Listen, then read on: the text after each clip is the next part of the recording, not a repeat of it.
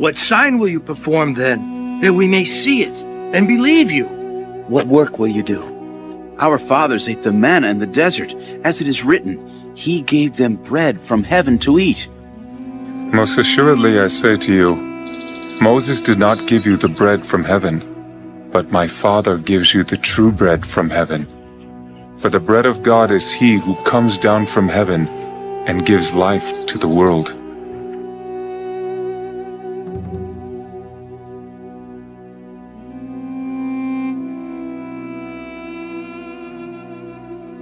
Lord, give us this bread always.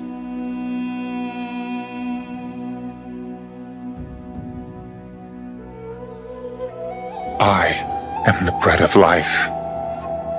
He who comes to me shall never hunger, and he who believes in me shall never thirst. But I said to you that you have seen me, and yet do not believe. All that the Father gives me will come to me, and the one who comes to me I will by no means cast out. A lot of people who see the face on the shroud say they can't quite put their finger on it, but there is a sort of godliness and holiness to this face. There have been at least 5 other dating tests done on the Shroud of Turin since the disastrous carbon test in the 1980s that should have never been published due to recent research showing many problems with it. Coincidentally, or perhaps more so collaboration than coincidence, all these tests point to the 1st century, the time of Christ, for the date of the shroud. The 5 new dating tests include Liberato De Caro's 2020 wide-angle X-ray scattering test, accurately dating it between 55 and 74 AD. Giulio Fanti's 2014 Fourier transformed infrared spectroscopy test. Giulio Fanti's 2014 Raman laser spectroscopy test. Giulio Fanti's 2014 mechanical tension and compressibility test.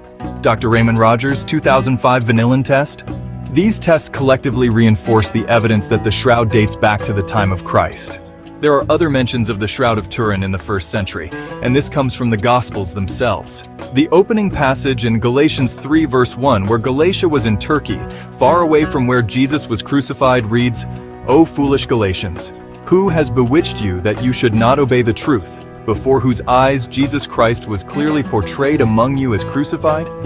Many scholars and Christians overlook this phrase, yet in that single phrase, we have the word portrayed, which in Greek signifies that the Galatians saw something more akin to a picture or artwork of Jesus crucified.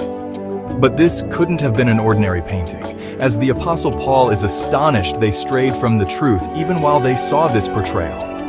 It's clear that this appears to be an object of significance, and yet the Apostle doesn't go on to describe it. Throughout the Gospels, it seems that the writers avoid mentioning the shroud directly, but allude to it in many ways. Join us in the next episode as we delve deeper into the profound mysteries and historical significance of the Shroud of Turin. Please like, share, and comment. Check any links on my profile or in the description for more information or merchandise. Stay tuned for episode 5.